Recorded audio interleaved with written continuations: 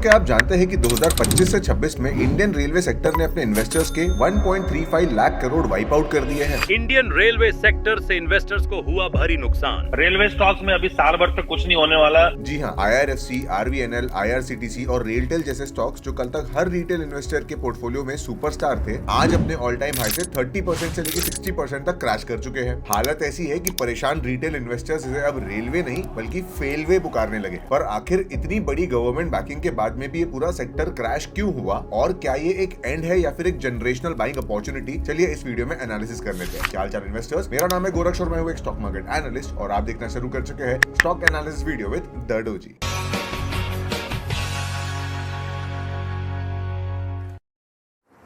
इस sector analysis video को ना हम 3 सेगमेंट्स में डिवाइड करेंगे। सबसे पहले तो हम समझेंगे कि भाई ये रेलवे सेक्टर में इतनी बड़ी प्रॉब्लम क्या हुई, फिर हम समझेंगे कि कैसे रिटेल इन्वेस्टर्स आगे चल के इन प्रॉब्लम को अवॉइड कर सकते हैं, एंड इस वीडियो के फाइनल सेगमेंट में मैं आपको बताऊंगा कि भाई रेलवे सेगमेंट का एक्चुअली फ्यूचर कैसा है, मतलब आगे चल के कुछ पोटेंशियल है कि बस यहीं पे एंड है। तो अगर आप इस चैनल पे नए हो तो सब्सक्राइब करना and let's get on with the first segment, the real problem with railway stock. तो आखिर इन स्टॉक्स के साथ प्रॉब्लम क्या हुई? रिटेल इन्वेस्टर्स को लग रहा था कि गवर्नमेंट स्पेंड करती रहेगी, ऑर्डर बुक तो फुल है, तो स्टॉक प्राइस हमेशा ऊपर ही जाएगा, पर स्टॉक मार्केट में प्राइस रियलिटी से आगे भाग गया था। इस क्रैश के 3 मेजर रीजन है। सबसे पहले वैल्यूएशन बबल। बुल रन में इन स्टॉक का पीई रेशियो या प्राइस टू बुक रेशियो या ओवरऑल वैल्यूएशन इतनी हाई हो गई थी कि इन्होंने सालों के आगे की ग्रोथ को फैक्टर इन कर लिया था। फॉर एग्जांपल RVNL का पीई रेशियो एक समय पे ऑलमोस्ट 60 टच कर चुका था, और फाइनली जब मार्केट सेंटिमेंट चेंज हुआ, क्योंकि जब ये स्टॉक्स बढ़ रहे थे तब हम एक बुल रन में भी थे, तो FIIs ने इसमें सेलिंग चालू की, तो ये इन्फ्लेटेड मल्टीपल्स वायलेंटली करेक्ट हुए, जिसे मार्केट की भाषा में मल्टीपल कॉन्ट्रैक्शन कहते हैं। सेकंड रीजन है मार्जिन कंप्रेशन। FY26 के Q3 के रिजल्ट्स ने सारी रियलिटी चेक कर दी। RVNL का EBITDA मार्जिन 7.9% और उसके आसपास घूम रहा है, और आगे चल के 6.5 से 7% तक आ जाएगा, क्योंकि कंपनी अब high margin government nomination contract से हटकर हाईली कॉम्पिटिटिव ओपन मार्केट में कूदने वाली है, और जहां कंपटीशन होगा वहां पे मार्जिन श्रिंक हो जाते हैं। वहीं IRCTC की बात करें तो रेवेन्यू तो 18.36% से बढ़ा, लेकिन उनका EBITDA मार्जिन गिर गया 32.11% पे। ऐसा इसलिए क्योंकि IRCTC का high margin online ticketing platform का जो बिजनेस है ना, वो थोड़ा श्रिंक कर रहा है, और जो केटरिंग एंड टूरिज्म का बिजनेस मॉडल है इसमें मार्जिन बहुत ज्यादा नहीं होते। तो लॉन्ग स्टोरी शॉर्ट, रेवेन्यू बढ़ रहा है लेकिन मार्जिन्स कम हो रहे हैं, मतलब नेट प्रॉफिट उतना तेजी से नहीं बढ़ेगा। And the third major reason is supply overhang. जब स्टॉक मार्केट में पब्लिक फ्री फ्लोट कम होता है तब ना उन स्टॉक्स को एक प्रीमियम मिलता है। बेसिकली अगर प्रमोटर की होल्डिंग बहुत ज्यादा रहेगी तो एक्चुअल ट्रेडिंग करने के लिए जो स्टॉक्स है वो कम रहेंगे, एंड इसीलिए जब छोटे से कम वॉल्यूम में भी लोग बाय करते हैं तो स्टॉक प्राइस ऊपर चले जाता है। बट IRFC में जैसे ही गवर्नमेंट ने ऑफर फॉर सेल लॉन्च किया और अपने 4% स्टेक को सेल कर दिया, तो इसमें मार्केट में अचानक से नए शेयर्स का सप्लाई बढ़ गया। एंड आप जानते ही होंगे स्टॉक मार्केट में अगर सप्लाई बढ़ता है, stock market is a game of demand and supply, demand ज्यादा तो प्राइस अप, सप्लाई ज्यादा तो प्राइस डाउन, एंड यहाँ पे 4% से सप्लाई बढ़ गया, which is a lot. Basically 4% stake sale किया है, एंड हेंस ऐसे में इतना सप्लाई बढ़ने की वजह से IRFC के स्टॉक में भी आपको इतना करेक्शन देखने मिला। पर ये सब नॉलेज यूजुअली रिटेल इन्वेस्टर को होता नहीं है, एंड इसीलिए वो फिर हायर लेवल पे इस पे ट्रैप भी हो गए। कई लोगों के प्रॉफिट्स आधे हो गए और कई लोग का तो कैपिटल भी आधा हो गया होगा। एंड क्योंकि अब मार्केट में ज्यादा नंबर ऑफ स्टॉक्स ट्रेड कर रहे हैं, बेसिकली पहले अगर IRFC के 10 शेयर थे तो अब यहाँ पे 15 शेयर आ चुके हैं, तो क्योंकि ज्यादा नंबर ऑफ शेयर ट्रेड कर रहे हैं इसलिए स्टॉक ऊपर ही नहीं जा पा रहा है। तो ये तो थे 3 मेजर रीजन कि भाई ये स्टॉक इतना गिरा क्यों, और अब समझ लेते कि कैसे रिटेल इन्वेस्टर आगे चल के ऐसी चीजें अवॉइड कर सकते हैं। Rule number 1, never bye the FOMO. अब देखो बोलने में बड़ा सिंपल लगता है, लेकिन जब कोई स्टॉक तेजी से भाग रहा होता है ना, तब आपके अंदर का प्रॉपर रिटेल इन्वेस्टर या फिर प्रॉपर रिटेल गैम्बलर जाग जाता है और उन्हें लगता है कि भाई अब हिंदुस्तान कॉपर ले ले क्या, ऊपर जा रहा है, अब गोल्ड ले ले क्या, ऊपर जा रहा है। जब चीजें सस्ती रहती है तब रिटेल इन्वेस्टर उसे इग्नोर करता है, जब चीजें तेजी से भागने लगती है तब रिटेल इन्वेस्टर को लगता है कि भाई अब let's jump into this. And मैं आपको स्टॉक मार्केट का एक क्लियर प्रिंसिपल बता देता हूं, ऐसा कोई भी शेयर ना आज है ना आगे आने वाला है जो सिर्फ ऊपर जाएगा। Everything falls. क्या हर चीज ऊपर जाएगी? कोई नहीं बता सकता, पर क्या हर चीज गिरेगी? यस। तो everything falls, wait for a better valuation to come. हमेशा कंपनी के करंट वैल्यूएशन को उसके हिस्टोरिकल वैल्यूएशन से कंपेयर किया करो। अगर हिस्टोरिकली उसका वैल्यूएशन मान लो 10 का पीई रेशियो था और आज वो 20 पे ट्रेड कर रहा है, मतलब क्लियरली वो स्टॉक महंगा है। बिजनेस में जब तक के कोई रेवोल्यूशनरी ट्रांसफॉर्मेशन ना आ जाए, मतलब IRFC ने मान लो कि एकदम से बहुत ज्यादा लोन बांट लिए, बहुत क्वालिटी लोन बांट लिए, तो आप बोल सकते हो कि भाई बिजनेस चेंज हो गया, अब ये कंपनी थोड़ा प्रीमियम डिजर्व करती है। बट अनलेस दैट हैपेंस, आपको ओवर वैल्यू चीजें नहीं खरीदनी है। जब तक हिस्टोरिकल मीडियन पीई के आसपास में कोई स्टॉक है, you can consider it, otherwise avoid करो and don't buy the FOMO. दूसरी चीज जो आप चेक कर सकते हो कि भाई focus on margins rather than order book. एक कंपनी के पास 90,000 करोड़ की ऑर्डर बुक हो सकती है जैसे RVNL के पास है, पर अगर उन प्रोजेक्ट्स में प्रॉफिट मार्जिन सिर्फ 5% हो तो कंपनी फ्री कैश फ्लो कैसे जनरेट करेगी? मतलब मैं आपको अगर ऐसा बोल दूं कि मैं आपको इतना बड़ा बड़ा बिजनेस देने वाला हूं, पर आप उसमें से सिर्फ इतना सा पोर्शन प्रॉफिट में रख सकते हो, तो कोई हाई ग्रोथ बिजनेस तो हुआ नहीं ना। तो हमेशा देखो कि भाई रेवेन्यू के साथ ऑपरेशनल मार्जिन बढ़ रहे हैं क्या, हाई मार्जिन है क्या, या फिर हाई मार्जिन कांस्टेंट है क्या। Low margin single digit margin अगर रहेगा तो ये हाई ग्रोथ बिजनेस नहीं बन सकता है। And point number 3 is to understand the business cycle shift. IRFC एक सिंपल सॉवरेन लेंडर की जगह अब प्राइवेट सेक्टर में एक्सपोजर लेने की बात कर रहा है, और वहां तो क्रेडिट रिस्क इन्वॉल्व होता है। अगर मैं सिर्फ रेलवे को लोन देता तो मुझे पता ही है कि रेलवे पेमेंट करने ही वाला है, दोनों सरकारी कंपनी है, सरकार से लोन ले रही है। पर अगर मैं किसी प्राइवेट प्लेयर को लोन दे दूं तो वो तो डिफॉल्ट भी कर सकता है, तो अब ये रिस्क भी स्टॉक प्राइस में एडजस्ट करना पड़ेगा along with the float increasing. और क्योंकि अब बिजनेस मॉडल चेंज हो रहा है इसलिए इसकी री रेटिंग करनी पड़ी। तो अगली बार कोई भी स्टॉक को पिक करने से पहले उसका स्ट्रक्चरल चेंज हो रहा है उसमें कि नहीं, वो एक बार चेक कर लेना। और कंपनी हमेशा ही अपनी क्वार्टरली अर्निंग रिपोर्ट में बताती है। IRFC के ऊपर बाय द वे मैंने एक डेडिकेटेड एनालिसिस वीडियो भी बनाया है, आप उसे यहाँ से चेकआउट कर सकते हो। और अब चलिए फाइनली मैं आपको बता देता हूँ कि भाई फ्यूचर पोटेंशियल कुछ है क्या इन स्टॉक्स में। By the way before I move to the third segment, मैं आपको ये बता दूं कि अगर आप किसी भी स्टॉक का एनालिसिस करना चाहते हो तो आप उसे मुझसे सीख सकते हो with the help of the 6 check analysis course. ये कोर्स मैंने ही डिजाइन किया है। इसमें बेसिकली मैं 6 डिफरेंट एनालिसिस आपको सिखाता हूं, और अगर किसी भी स्टॉक का स्कोर उसमें 4 या उससे ऊपर होता है तो हम उसे परचेस करते हैं। तो बेसिकली 6 एनालिसिस करने के बाद में हम उसे आउट ऑफ 6 स्कोर करते हैं, and if it is 4 and above then we purchase it, otherwise we simply avoid it. वैसे तो ये कोर्स 2500 रुपीज का है, बट इस पे करंटली 40% ऑफ चल रहा है, तो आप इसे 1500 में पा सकते हो। इस QR कोड को स्कैन कर लो या डिस्क्रिप्शन से इसका लिंक ले लेना। इस कोर्स का फीडबैक बहुत अमेजिंग रहा है। अगर रिटेल इन्वेस्टर हो, स्टॉक एनालिसिस सीखना चाहते हो तो इसे जरूर कंसीडर करना। And now let's get on to the third segment. अब आते हैं सबसे इंपॉर्टेंट सवाल पे कि क्या इंडियन रेलवे की ग्रोथ स्टोरी खत्म हो चुकी है। The simple answer is no. Short term equity valuations crash हुई है, but long term infrastructure story तो अभी जस्ट शुरू हुई है। अब कुछ फैक्ट्स आपके साथ शेयर करता हूं जो चीजें होने ही वाली। Number 1, record budget allocation. Union budget 26-27 में रेलवे को अब तक का हाईएस्ट बजट एलोकेशन मिला है, लगभग 3 लाख करोड़ का। बेसिकली 3 लाख करोड़ का कैपेक्स कैपिटल एक्सपेंडिचर करना है, तो ये होगा IRFC और RVNL के थ्रू। Then there is 16 lakh crore का एक मेगा प्रोजेक्ट। फाइनेंस मिनिस्टर ने अभी रिसेंट बजट में 7 नए कॉरिडोर्स, हाई स्पीड कॉरिडोर्स के बारे में डिस्कशन किया था, आपको याद होगा। तो इसमें लगभग 4000 किलोमीटर का फ्रेश नेटवर्क क्रिएट होगा, एंड आने वाले एक दशक में इस पे 16 लाख 17 लाख करोड़ तक का इन्वेस्टमेंट लगने वाला है। And then there is Vande Bharat master plan. अब आप अगर रेलवेज में जाते हो, अगर रेगुलर ट्रेन जाते हो, तो मुझे पता है उसकी हालत अच्छी नहीं है, बट वंदे भारत कंपैरेटिवली एक बेटर पोजीशन पे है। वंदे भारत की ट्रेन उतनी बुरी नहीं होती है जितनी हमारी रेगुलर रेलवेज होती है। स्लीपर क्लास को तो छोड़ दो, थर्ड एसी को तो छोड़ दो, वंदे भारत का कंपैरिजन अगर किया जाए थोड़ा कंफर्टेबल है कंपेयर टू अदर टू। मैं नहीं बोलूंगा कि वो बेस्ट है, बेस्ट इन क्लास है, बट स्टिल आज की तारीख में पैसेंजर के पास में 2-3 चॉइस है, उसमें से बेस्ट चॉइस वंदे भारत आती है। अभी तक लगभग 164 वंदे भारत ट्रेन है, और गवर्नमेंट का विजन है कि 2030 तक इसे 800 तक पहुंचा दे, एंड 2047 तक तो 4500 का टारगेट है। मतलब अभी सिर्फ पायलट कॉन्सेप्ट आया है और वो लोगों को पसंद भी आया है, ये 10 गुना से ज्यादा बढ़ने वाला है। तो जब इस इंफ्रास्ट्रक्चर पे फोकस आएगा तो अगेन इस पे भी कैपिटल एक्सपेंडिचर होगा, एंड इससे भी स्टॉक्स को एडवांटेज मिलेगा। तो IRCTC के लिए ये वाली चीज अच्छी है। IRCTC बेसिकली केटरिंग करता है, महंगी टिकट बेचता है, तो ज्यादा पैसे कमा पाता है, राइट। तो उसके लिए वंदे भारत का डेवलपमेंट जरूरी है। पहले 2 पार्ट में आपने देखा कि अगर कैपिटल एक्सपेंडिचर बढ़ेगा तो IRFC RVNL को बेनिफिट होता है, सर्विसेज बढ़ती है तो IRCTC को बेनिफिट होता है। ओवरऑल नंबर ऑफ पैसेंजर अगर बढ़ेंगे, पैसेंजर का ARPU, एवरेज रेवेन्यू पर यूजर, बेसिकली पर टिकट प्राइस बढ़ेगा। आप ट्रेन में बैठते हो सिर्फ टिकट नहीं लेते हो, थोड़ा खाते हो, थोड़ा पानी पीते हो, ये सारा कंजम्पशन अगर थोड़ा इंक्रीज होगा तो IRCTC को एडवांटेज मिलेगा। And the final advantage is the fare hike. Railway हर साल पर किलोमीटर अपना थोड़ा बहुत प्राइस हाइक करता है, जिससे उनके पास लगभग 600 करोड़ का एडिशनल रेवेन्यू आता है। तो ये एडिशनल कैश फ्लो जो है ना, ये जो एडिशनल पैसा आता है, ये कॉन्ट्रैक्टर्स के पेमेंट टाइमली करने में हेल्प करता है, एंड उससे उनकी फिर सर्विस इंक्रीज हो सकती